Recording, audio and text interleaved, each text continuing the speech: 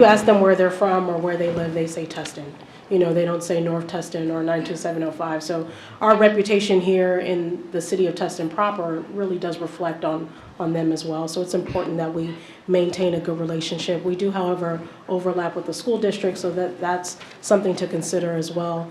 I think we just need to maintain really great relationships with our county board of supervisors, our county elected officials, as well as our county services. I'm the only candidate that's been endorsed by the Orange County Firefighters Association. So, you know, our firefighters are the ones who respond to their needs as well as in the city of Tustin. So all those county services are important, and we need to make sure we have great relationships with those people who offer those services to our North Tustin neighbors. Good, thank you. We're now going to move into some questions that we've received from our audience. And forgive me if you're the audience member that jotted it down. I'm going to do my best to read your handwriting and frame the question. If I'm mistaken, I hope you'll allow me to improvise a little bit in order to get the question conveyed to the candidates. The first question regards Tustin Police Department. What improvements do you see could be made in the TPD and their efforts at neighborhood unity? And we'll begin with Dr. Bernstein. I'll allow you to answer that question any way you see fit about the Tustin Police Department. And Tustin Police Department has an excellent relationship with the community as far as I can see. And I think what the easiest way to see that in evidence is when the Tustin Police Department has its open house, there are thousands of people that attend it. Our chief, Charlie Solano, is one of the best chiefs. We have an award-winning police force here in the city of Tustin, a nationally award-winning police force. And they do everything that they can to integrate into our community. Many of you should attend a chamber breakfast if you possibly could, and you can see the type of awards every single month that an officer from Tustin Police Department receives for doing not only police work, but community work, being involved, helping people in need, not simply, again, responding to a call or a robbery or solving a crime, which they are eminently qualified to do so and continue to do every day. But from what I see, we have a police department that is empathetic and cares and loves this city and is willing to do and go the extra mile for its citizenry. okay, thank you. Mr. Puckett. I think we've got the best police department in the county. The programs that they do for community policing, Run with a Cop, Coffee with a Cop, several different programs that they've instituted really work with the younger folks. And if you can instill a good view of the police officers at a young age, that's going to carry on through.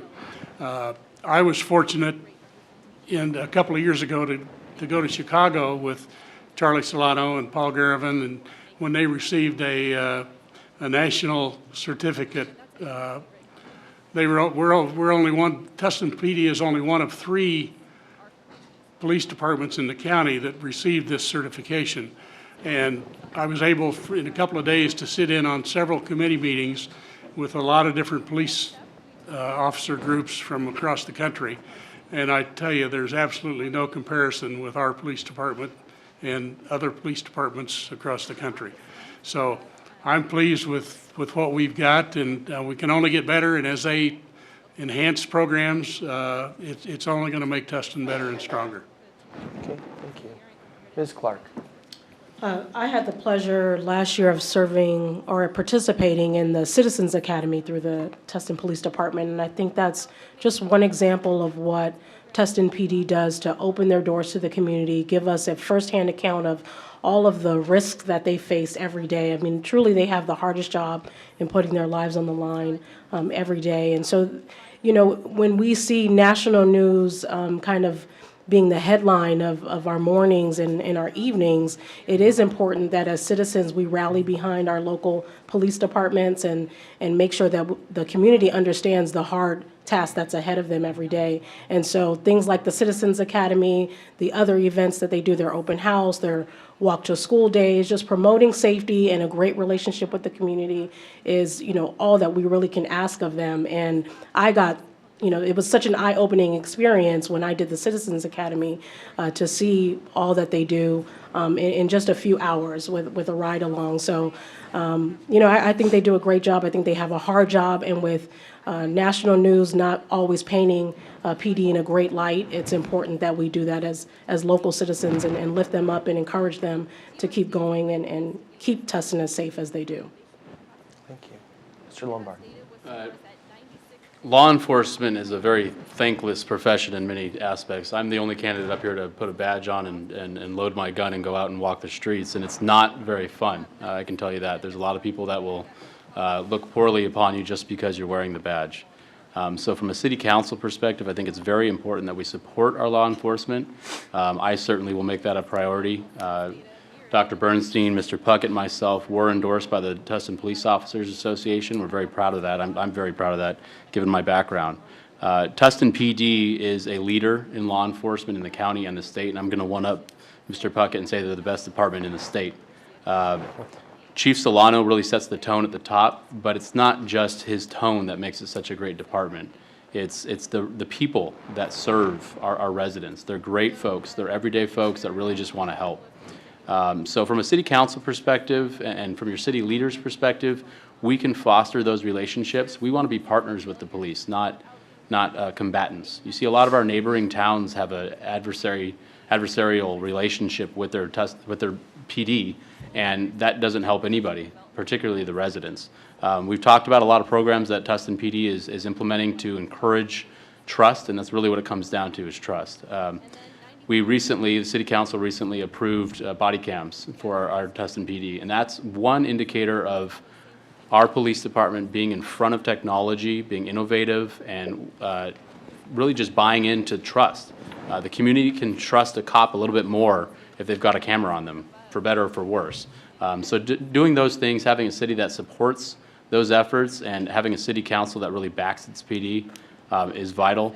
And unfortunately, in law enforcement, tragedy happens from time to time. How do you react to that? How do you manage that? There's processes that you go through. You lead from the city council, you get in front of it, and you work with the Tustin PD, the district attorney. You don't just turn your back on your cops, because that's bad for the whole community. Okay, thank you. We're going to switch gears a little bit. And it's an interesting question. It's a long one, so bear with me. I'm going to paraphrase. But what can we do to make housing more affordable for young professionals to live in Tustin? And then they talk about the Irvine Company. And a one-bedroom apartment, upwards of $2,000 a month. And home prices starting at roughly $500,000. What do we do to help young professionals and young families establish their homes here in Tustin? And we'll begin with, who's next? Did I get this right? Document, first, last name. Chuck. Thank you. Mr. Puckett. Well, you can tell by my gray hair that my first apartment was in Hayes, Kansas, and it was $60 a month. And of course, I was only making $500 a month at that time. But it's a problem that we're just going to have to face because of where we live in Orange County, in a very prosperous community. Even though there is a lot of poverty in Orange County, there's also a lot of wealth. But we have built some affordable housing units down in the Legacy. We need some more of those affordable housing units. But in my mind, some of those are even $1,000 a month or more. So whether that's really affordable or not, I don't know. That's a good question, and I don't really have a good answer. I hope that we can, by studying the problem, come up with a solution that's going to make it a little more affordable for people to live here. That's about all I can say. There's no easy solution to that problem. All right. Ms. Clark, affordable housing. Yeah, you know, that it is a tough issue, and it's something that the entire county is having to deal with. We are going to see a decline over time in young professionals and recent grads coming to this area because of housing costs. So I think a few things that we can do is try to provide mixed development when we can, when all these new developments are coming online. The project actually in Old Town is a good example of some single family, some options for lower cost condos or townhomes. But a family needs to make about $92,000 a year to qualify for an average median priced home, which is usually over $600,000. And so that's an issue as well. I think you can't talk about affordable housing without talking about jobs.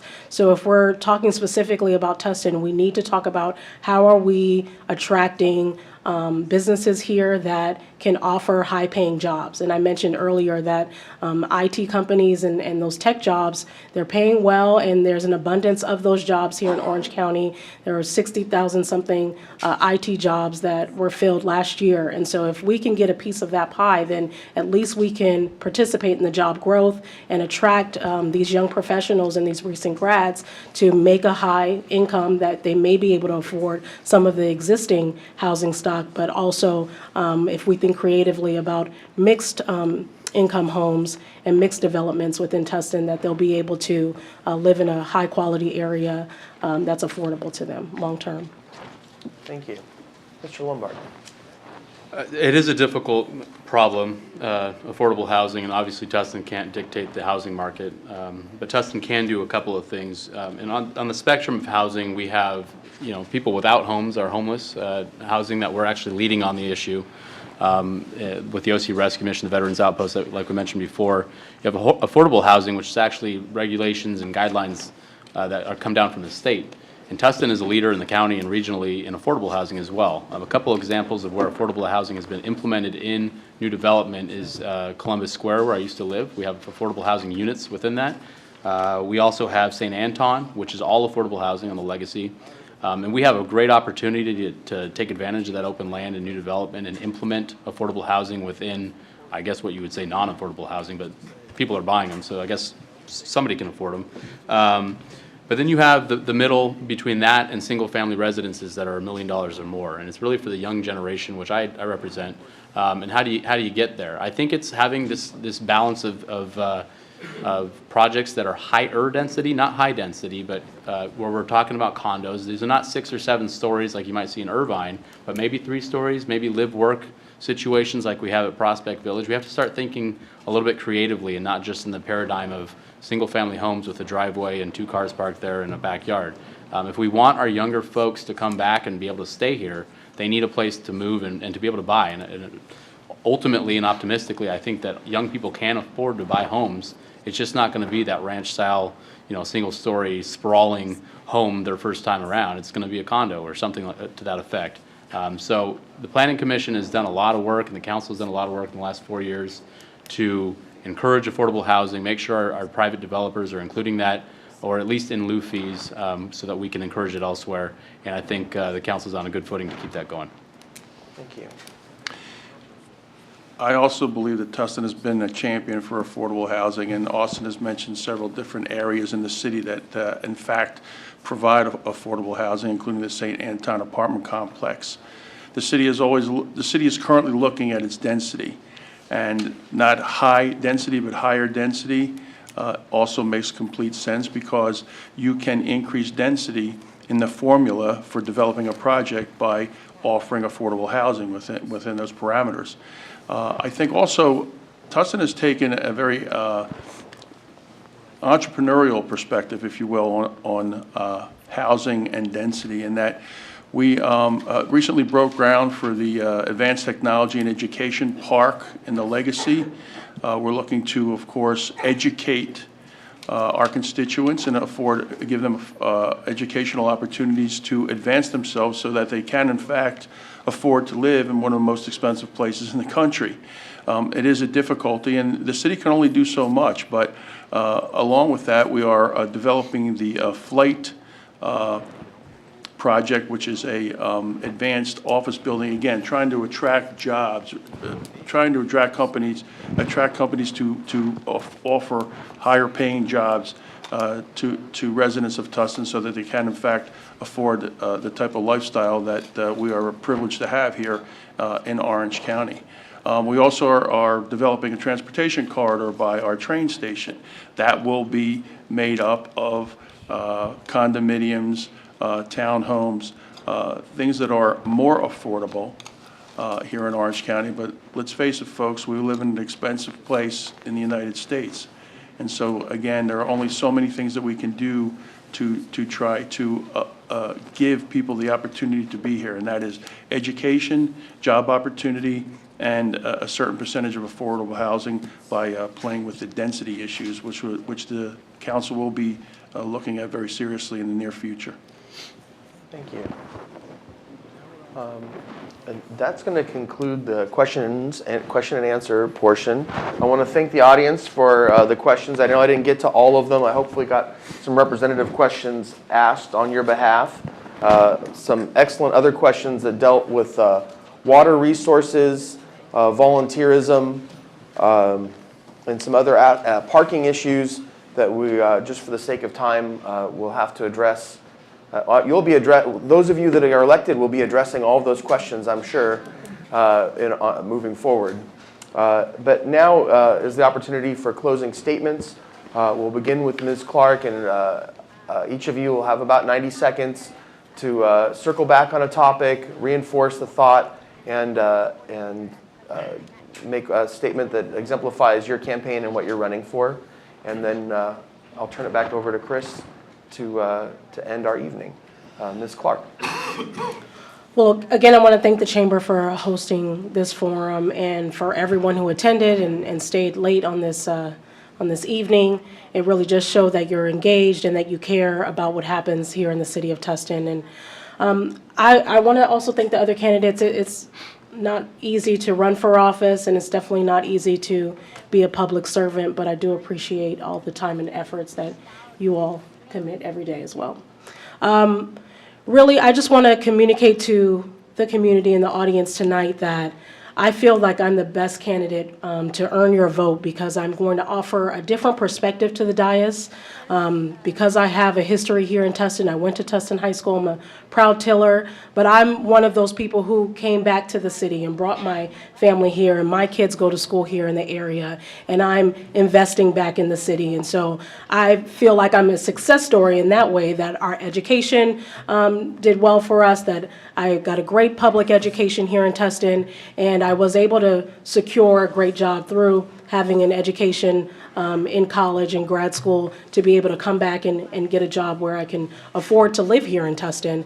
So I appreciate all of those unique and special things that Tustin has to offer, and I'm going to be a champion for those things because they resonate with me, and I have a special connection to those things and the community that cares about those same things. But I also represent a millennial generation. I'm 34 years old. I'm a young professional, and so the concerns that many young professionals have, I have those same concerns, and I feel like I can represent those well here on the dais. And I'm a working mom.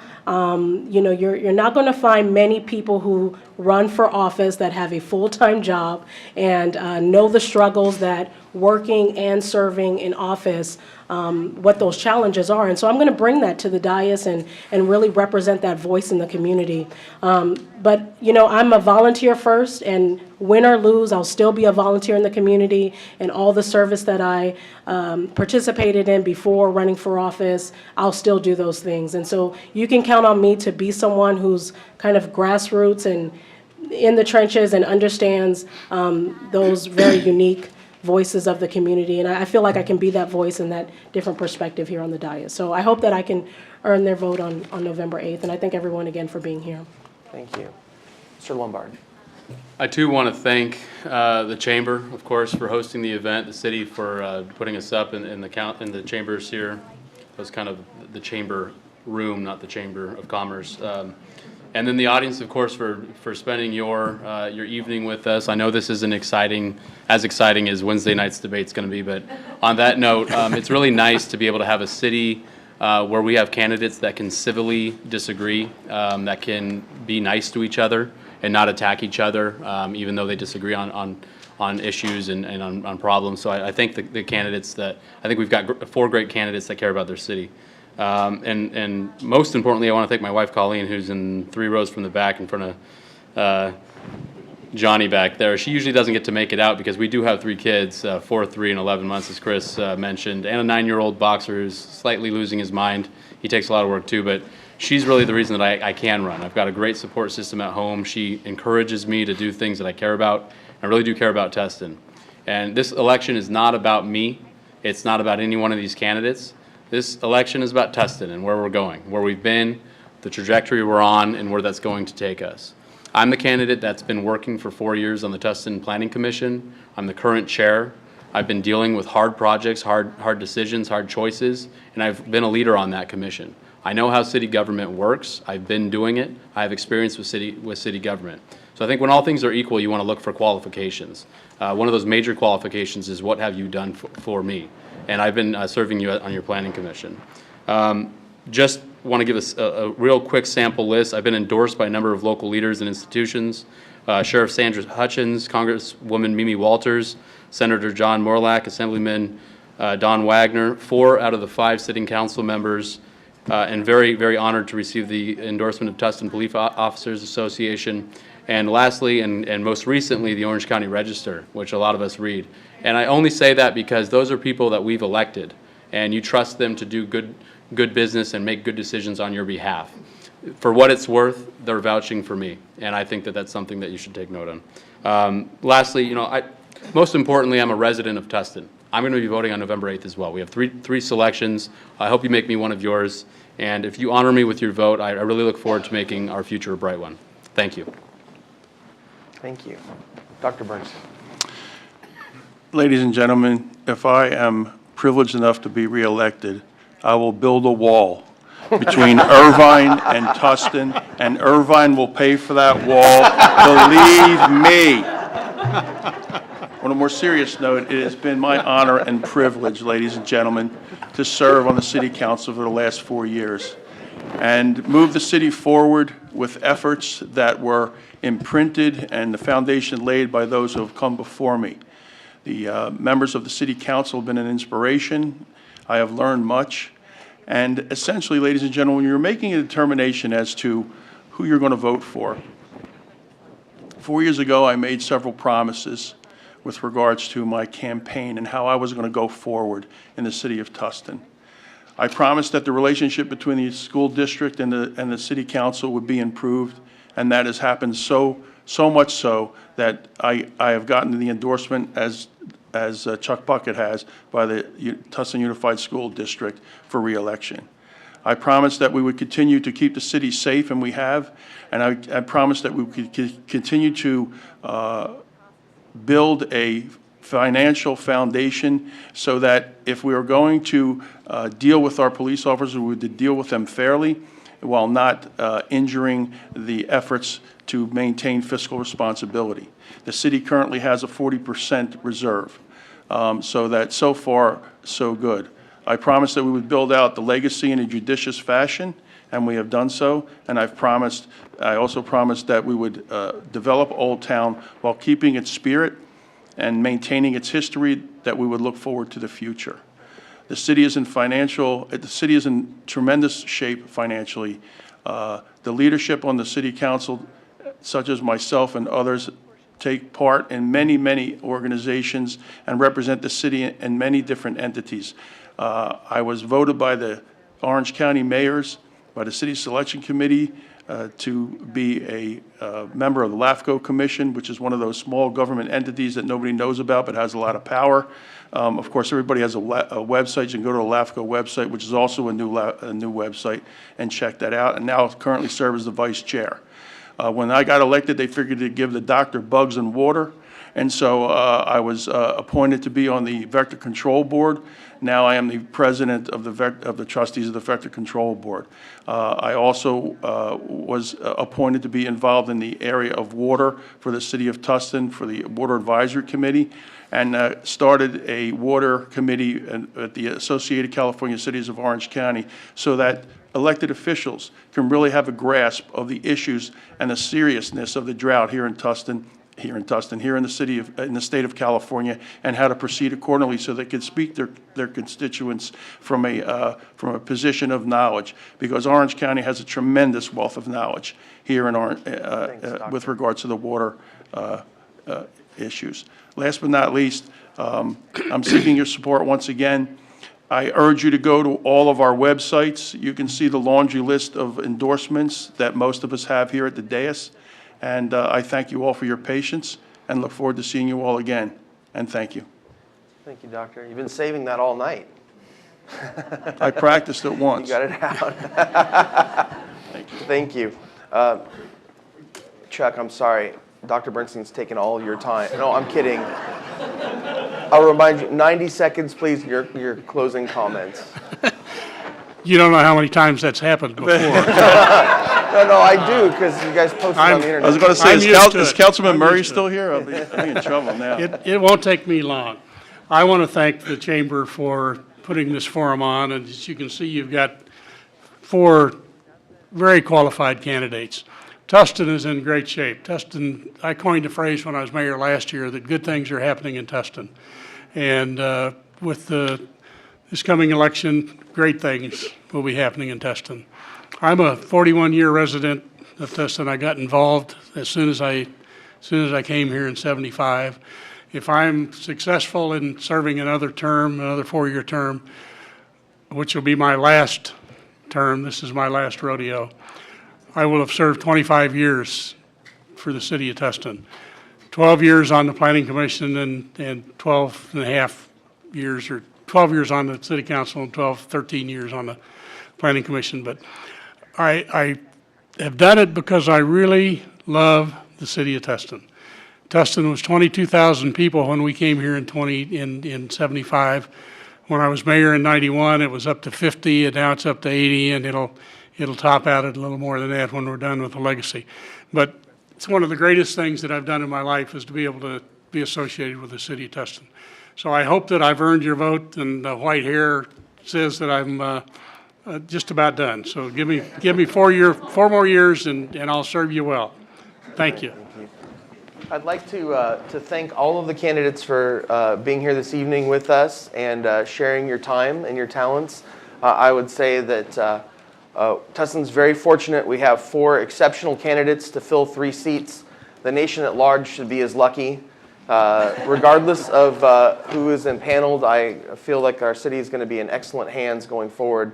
Thank you all again for your time, and best of luck to you all on November 8th. And with that, I turn it over to Chairman of the Board, Chris Cusack. Thank you, sir. A little too close to the mic, sorry. I would like to thank the Foothill Communities Association for helping us put this on. I'd also like to thank Black Marlin for the food and Orange County Plumbing, Heating and Air for helping us with the water. And I'd like for everyone to give a huge round of applause to our candidates, and best of luck for the election in November. Thank you.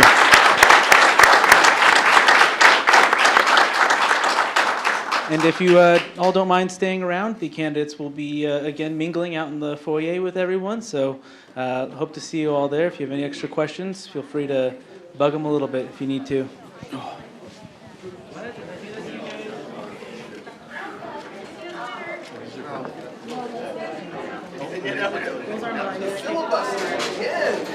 Man, 30 seconds. Well timed.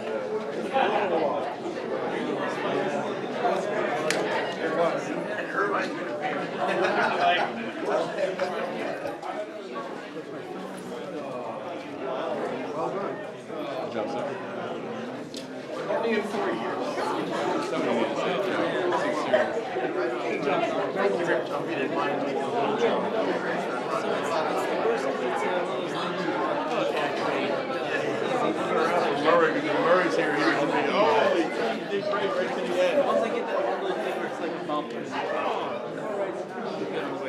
Thank you, Chris.